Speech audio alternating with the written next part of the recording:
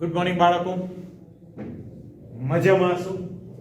પ્રકરણ 7 ક્રમચય સંચય ક્રમ ગુણિતની વાત આપણે પૂર્ણ કરી. સ્વાધ્યાય 7.2 અને એને રિલેટેડ કેટલાક દાખલાઓ પણ આપણે પૂર્ણ કર્યા. ક્રમચય ની વાત આગલા લેક્ચરમાં કરી હતી, પણ થોડી ઘણી વાત કરી હતી. n માંથી r વસ્તુઓ પુનરાવર્તન સિવાય અથવા પુનરાવર્તન રહિત એમને ગોઠવવાની હોય, બરાબર છે? તો એને શું કહેવાય? ક્રમચય. અને એનો સંકેત હતો npr. ઉદાહરણ લઈએ આપણે. ઉદાહરણ લઈએ, બરાબર છે? 10 માંથી 2 વસ્તુની પસંદગી કરીને ગોઠવણી કરવી છે મારે, બરાબર છે? 10 માંથી 2 વસ્તુની ગોઠવણી અથવા 3 વસ્તુની ગોઠવણી. ચાલો અહીંયા ટાઇટલ લખી દઉં, 10 માંથી 3 વસ્તુની ગોઠવણી. 10 માંથી 3 વસ્તુઓની ગોઠવણી. તો પહેલામાં પહેલું આનો સંકેત કયો? બરાબર છે? આનો સંકેત તો 10 માંથી 3 વસ્તુઓની ગોઠવણી, તો અહીંયા લખીએ એનો સંકેત. જે npr હતું અહીંયા આગળ આવશે npr બરાબર 10p3. એની જગ્યાએ કુલ 10 વસ્તુ છે, 3 જ વસ્તુની ગોઠવણી કરવાની છે, બરાબર છે? તો પહેલી ગોઠવણી કેટલી રીતે થશે? તો પહેલી ગોઠવણી 10 રીતે, એના પછી બીજી ગોઠવણી 9 રીતે અને ત્રીજી ગોઠવણી 8 રીતે. તો કુલ ગોઠવણીના પ્રકાર અહીંયા આગળ થયા 720. મતલબ શું? 10p3. તો અહીંયા આગળ જે 3 આંકડા 3 લખ્યો છે, 3 નંબર લખ્યો છે, તો આપણે શરૂઆત કરવાની 10 થી, ક્રમશઃ 1 નંબર ઘટાડતા જવાનું. અને કેટલા નંબર લખવાના? 3 જ નંબર. તો અહીંયા જો એક નંબર 10 લખ્યો, એના પછી એક ઘટાડ્યો 9, અને એના પછી એક ઘટાડીને મેં 8 લખ્યો, મતલબ 3 નંબર લખી દીધા. 10 9 અને 8 એટલે થયા 720. આવી રીતે તમને બીજો કોઈ પ્રશ્ન પૂછે, બરાબર છે, તો એનું અર્થઘટન પણ ખબર હોવી જોઈએ. દાખલા તરીકે અહીં લખું છું 5p5. ચાલો, આનો મતલબ શું? તો કે 5 માંથી 5 વસ્તુઓની ગોઠવણી. 5 માંથી 5 વસ્તુઓની ગોઠવણી. તો પહેલી ગોઠવણી થશે 5 રીતે, બીજી ગોઠવણી 4 રીતે, પછીની ગોઠવણી 3 રીતે, 2 રીતે અને 1 રીતે. તો 5 ચોક 20 તરી 60 દુ 120. ગોઠવણીના કુલ પ્રકાર 120. ચાલો આગળ વાત કરું. બીજી કઈ? તો 7p3. 7p3 મતલબ શું બાળકો? 7 વસ્તુઓ માંથી 3 વસ્તુઓની ગોઠવણી. 7 માંથી માત્ર 3 જ વસ્તુઓની ગોઠવણી કરવી છે, તો પહેલી ગોઠવણી 7 રીતે શક્ય બને, બીજી ગોઠવણી 6 રીતે, ત્રીજી ગોઠવણી 5 રીતે. કેટલા આંકડા? તો કે 3 જ આંકડા લખવાના છે. 3 આંકડા લખી દીધા. 6 5 30, 30 ગુણ્યા 7 એ 210. દાખલો અહીંયા આગળ પૂરો. બહુ જ સરળ છે, એકદમ સરળ છે. પણ આ બધાની વાત કેવી છે? પુનરાવર્તન રહિતની ગોઠવણી છે. આને શું કહેવાય? પુનરાવર્તન રહિતની ગોઠવણી. જ્યારે ક્રમચયની વાત આવે તો પુનરાવર્તન કરવાનું નથી, પુનરાવર્તન કરવાનું નથી. ઓકે, હાસ. હવે અહીંયા આગળ એનું સૂત્ર પણ છે, તો અહીંયા આગળ લખો npr નું સૂત્ર.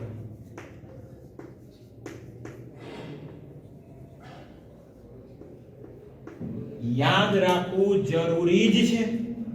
npr નું સૂત્ર યાદ રાખવું જરૂરી છે. તો અહીંયા સૂત્ર લખું છું, શરત પણ લખીએ છે જોડે. npr તો સૂત્ર છે n ફેક્ટોરિયલ ના છેદમાં n માઈનસ r ફેક્ટોરિયલ. શરત જોજો, 0 less than or equal to r less than or equal to n. બરાબર? 0 less than or equal to r less than or equal to n. એટલે r ની કિંમત 0 પણ તમે લઈ શકો છો. એટલે કે કોઈની ગોઠવણી કરવાની જ નહીં. 10 વસ્તુ છે એમાં એકેની ગોઠવણી નહીં કરવી. એક રીતે એ સંભવ બને કે કશી ગોઠવણી કરવાની નથી. ખાસ યાદ રાખજો. ચાલો NPR નું સૂત્ર મેળવ્યું તો NP0 શું થાય, NPN શું થાય એની ચર્ચા કરીએ. અને આ દાખલાઓ પણ આ સૂત્રની મદદથી ગણી જોઈએ કે આન્સર કેવા આવે છે. ચાલો હવે વાત કરીએ પહેલા NP0. ચાલો n ની કિંમત n છે, r ની જગ્યાએ 0 છે, તો અહીંયા લખીએ n ફેક્ટોરિયલ છેદમાં n minus 0 factorial equal n factorial n minus 0 એટલે n ફેક્ટોરિયલ કેન્સલ, મળી ગયા 1. તો n માંથી 0 વસ્તુઓની ગોઠવણી એક રીતે થાય કે કરવાની જ નહીં ગોઠવણી. બરાબર છે. ચાલો આગળ વાત કરીએ NPN, n માંથી n વસ્તુની ગોઠવણી.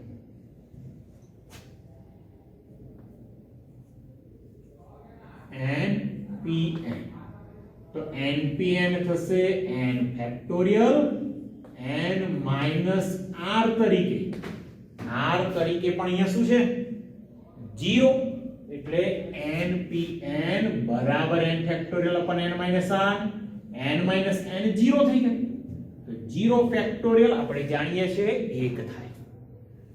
તો અંશમાં n ફેક્ટોરિયલ ના છેદમાં 0 ફેક્ટોરિયલ, n ફેક્ટોરિયલ અને 0 ફેક્ટોરિયલ એટલે થવાના 1.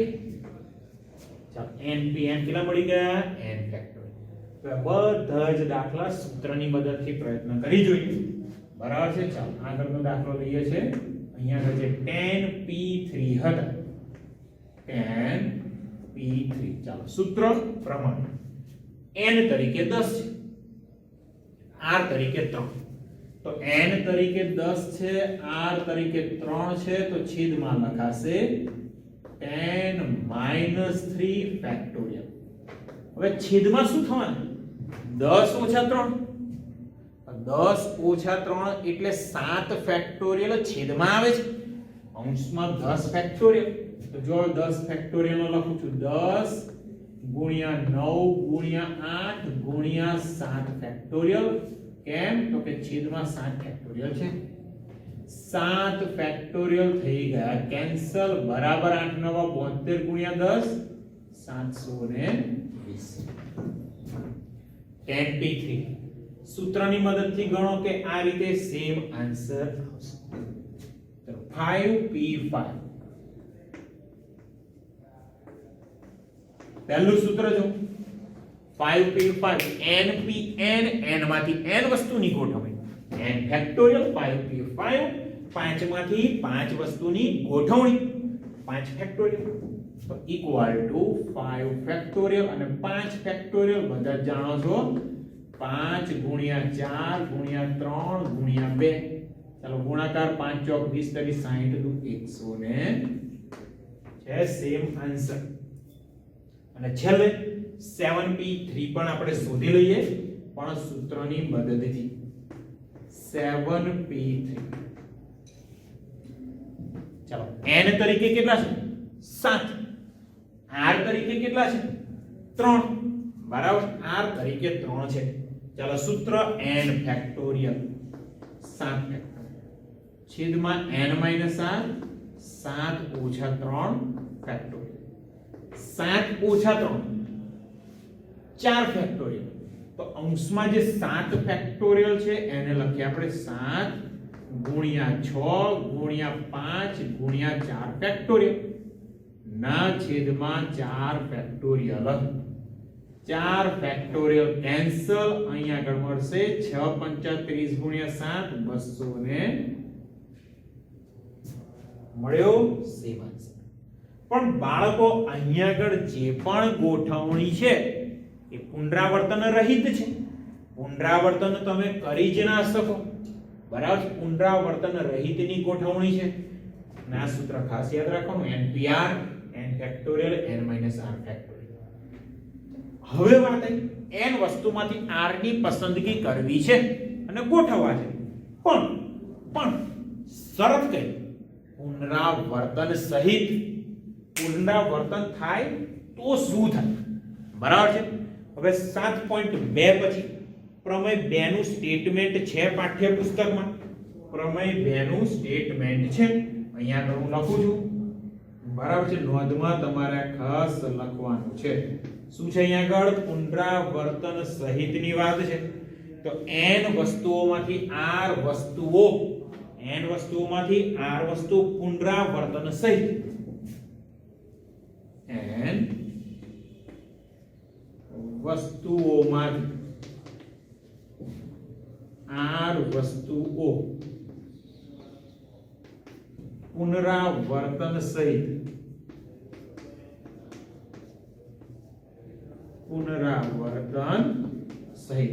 જો અહીંયા આગળ સેમ પેલામાં આવું છે. n માંથી r વસ્તુને પસંદ કરીને ગોઠવવી છે, પણ કૌંસમાં લખ્યું તું પુનરાવર્તન રહિત. અહીંયા આગળ પુનરાવર્તન સહિત.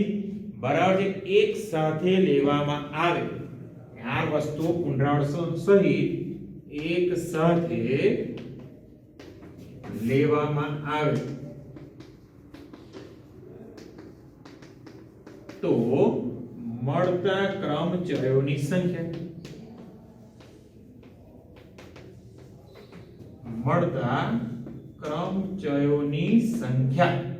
કેટલા થશે?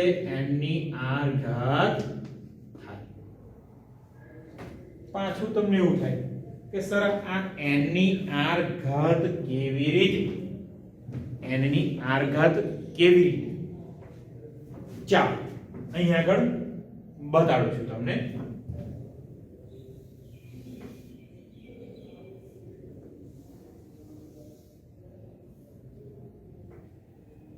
આ પહેલી વસ્તુ, બીજી, ત્રીજી, ચોથી.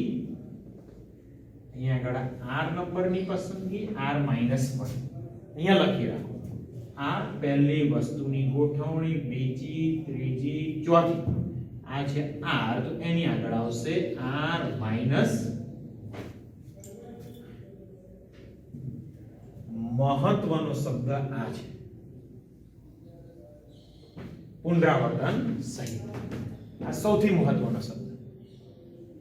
પહેલી વસ્તુ કેટલી રીતે ગોઠવી શકો તમે? તો પહેલી વસ્તુ n રીતે. ચાલો અહીંયા હું લખી દઉં છું. પહેલી વસ્તુ આપણે n રીતે ગોઠવી શકીએ છીએ. ચલો બીજી વસ્તુ પુનરાવર્તન સહિત છે, એની જ વસ્તુ ફરીથી ગોઠવી શકાય n રીતે. ત્રીજી વસ્તુ સેમ n રીતે. ચોથી વસ્તુ n રીતે. r માઈનસ 1 ની વસ્તુ n રીતે અને r ની વસ્તુ પણ n રીતે. તો r એ r ટોટલ કેટલા સ્થાન છે? r સ્થાન. અને એમાં આપણે n વસ્તુ ગોઠવવી છે, તો દરેક વખતે n વખત ગોઠવણી શક્ય બને, n શક્યતાઓ મળે. તો અહીંયા આગળ શું લખાય? n વસ્તુમાંથી r વસ્તુની પુનરાવર્તન સહિતની ગોઠવણી. બરાબર જોતા રહેજો અહીંયા આગળ કેવી રીતે આ n⁻r મળ્યા.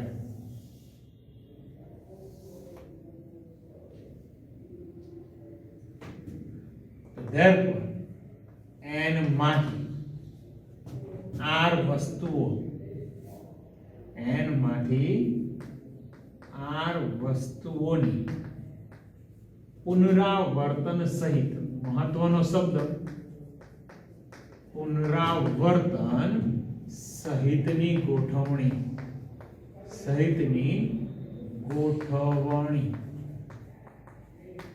ના પ્રકાર. ચાલો પહેલી વસ્તુ તમે n રીતે ગોઠવી શકો. બીજી વસ્તુ એ પણ n રીતે ગોઠવી શકો. ત્રીજી વસ્તુ n રીતે પણ આવું કેટલી વખત? તો કે r વસ્તુઓ છે તો r વખત n ગુણ્યા n ગુણ્યા n થવાના.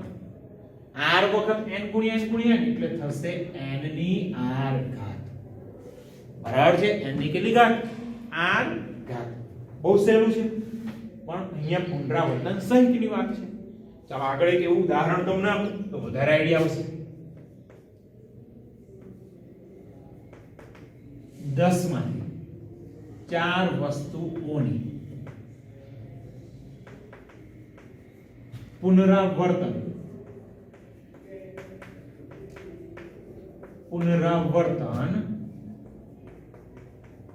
સહિતની ગોઠવણીના પ્રકાર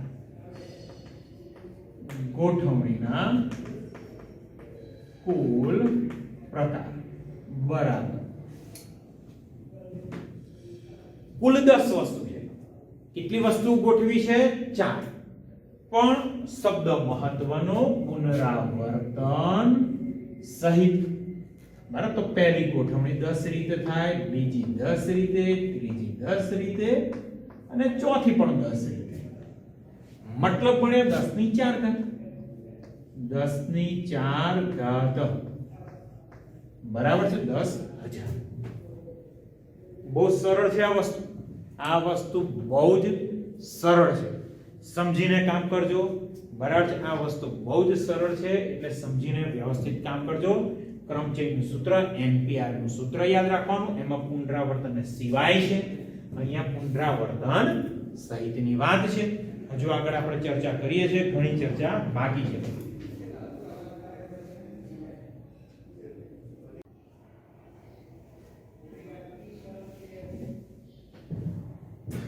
ચાલો બાળકો, હવે અત્યાર સુધી જે ચર્ચા કરી એની અંદર બીજું એક ઉદાહરણ આપી દો.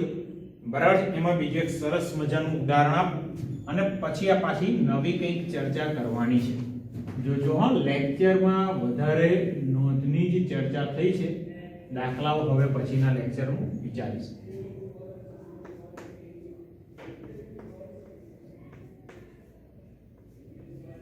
શું લખ્યું છે? નંબર. શબ્દના મૂળાક્ષરોનો ઉપયોગ કરી શબ્દના મૂળાક્ષરમાંથી 4 મૂળાક્ષરનો ઉપયોગ કરી 4 મૂળાક્ષરોનો ઉપયોગ કરી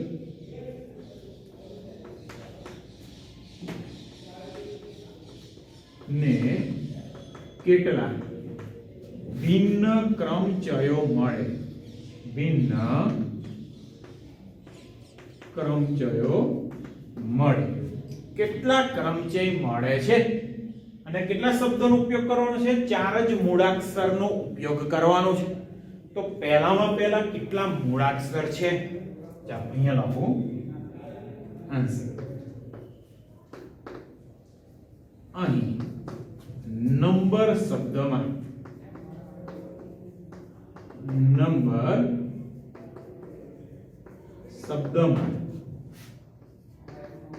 કુલ જો તો અહીંયા 3 ને 3 6 કુલ 6 મૂળાક્ષર છે. બરાબર છે. હવે આ 6 માંથી 4 મૂળાક્ષરનો ઉપયોગ કરવાનો છે. n બરાબર અહીંયા આગળ છે આપણી જોડે 6. તો અહીં n બરાબર 6 થઈ ગયા અને r કેટલા આપેલા છે? 4. આ 6 માંથી 4 મૂળાક્ષરનો ઉપયોગ કરી કેટલા ક્રમચય બને? તો કે npr જેટલા. તો અહીંયા લખો કુલ ક્રમચયોની સંખ્યા. તો therefore કુલ ક્રમચયોની સંખ્યા બરાબર npr બરાબર 6p હોલ. તો હવે અહીંયા આગળ 4 છે એટલે આપણે 4 આંકડા લખવાના. 6 થી શરૂ કરો, ક્રમશઃ 1 1 ઘટાડતા જવાનું. તો પહેલો આંકડો કેટલો આવવાનો? 6. બીજો આંકડો 5 4 3. ચાલો 4 તારી 12 5 60. 60 ગુણ્યા 6 360. તો 360 ક્રમચય એટલે કે 360 શબ્દ મળે. પણ અહીંયા જો નંબર શબ્દમાં એક પણ મૂળાક્ષર પુનરાવર્તિત થતો નથી. એક પણ શબ્દ પુનરાવર્તિત થતો નથી. આ બહુ જ મહત્વનું છે. એક પણ શબ્દ પુનરાવર્તિત નથી એટલે કંઈક આવી રીતે આપણે વિચારી શકાય. પણ હવે એવો શબ્દ હોય કે જ્યાં આગળ પુનરાવર્તિત કોઈ મૂળાક્ષર પુનરાવર્તિત થાય તો શું કરવાનું? બરાબર છે. આપ જ્યારે બધી જ વસ્તુઓ ભિન્ન ન હોય ત્યારે ક્રમચયોની સંખ્યા, અહીંયા ટાઇટલ લખો, જ્યારે બધી વસ્તુઓ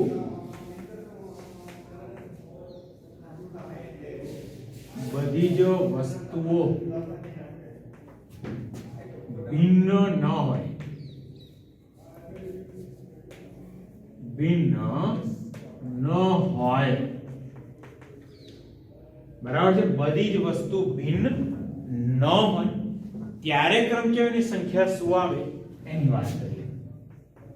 ત્યારે ક્રમચયોની સંખ્યા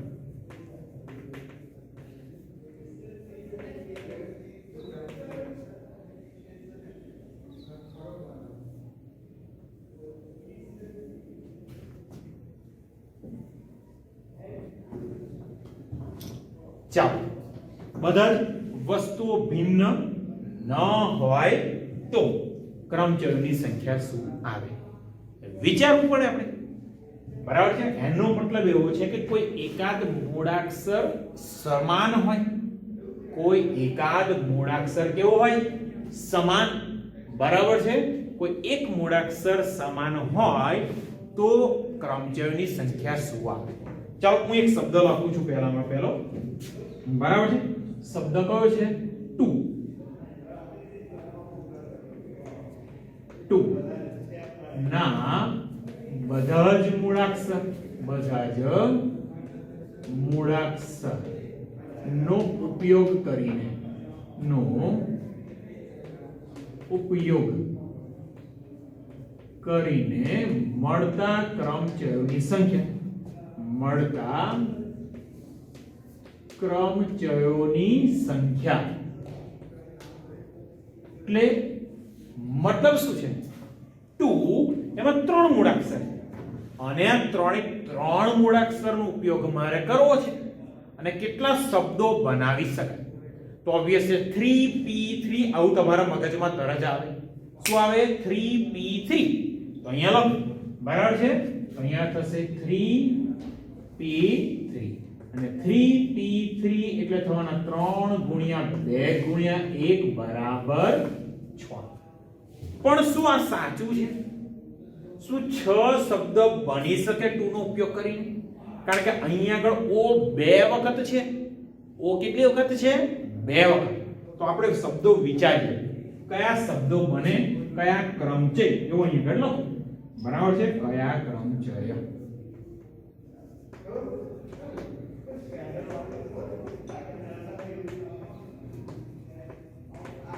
કયા કયા ક્રમચયો.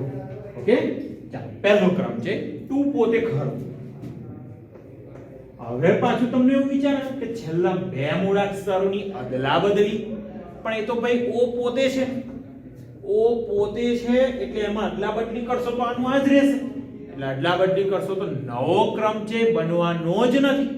હવે બીજો ક્રમ છે વિચાર, અથવા તો અહીંયા આગળ આપણે ધરી લઈએ કે એક O1 છે અને બીજો શું છે O2. તો ચાલો હવે ગોઠવણી કરીએ.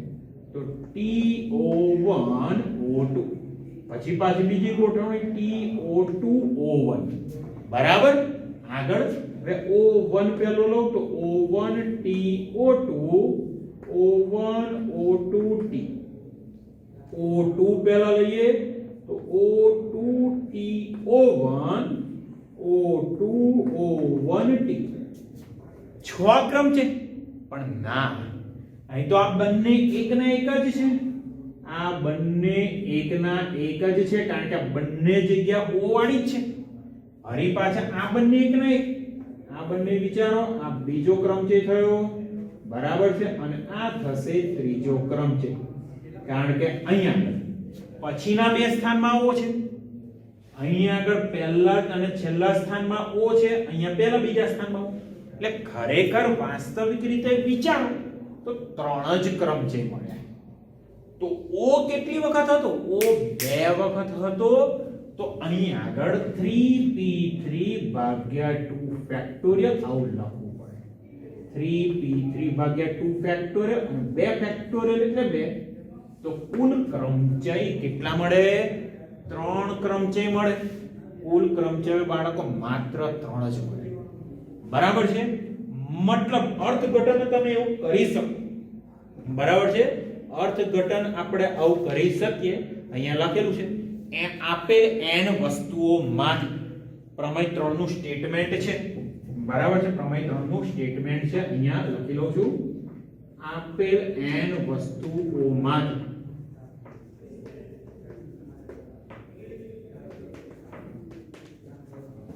અહીંયા આગળ જો આપેલ કેટલી વસ્તુ છે? 3.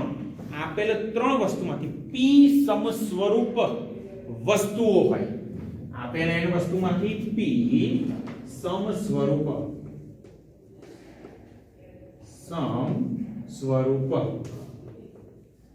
વસ્તુઓ હોય. p કેવી હોય? સમસ્વરૂપ એટલે એક સરખી. બરાબર છે? એક સરખી p સમસ્વરૂપ વસ્તુ હોય અને બાકીની ભિન્ન હોય. અને બાકીની ભિન્ન હોય.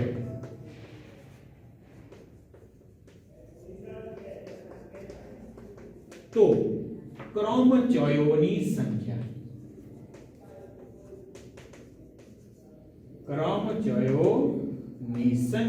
બરાબર શું થશે? npr અથવા તો n ફેક્ટોરિયલ અથવા n factorial upon p factorial.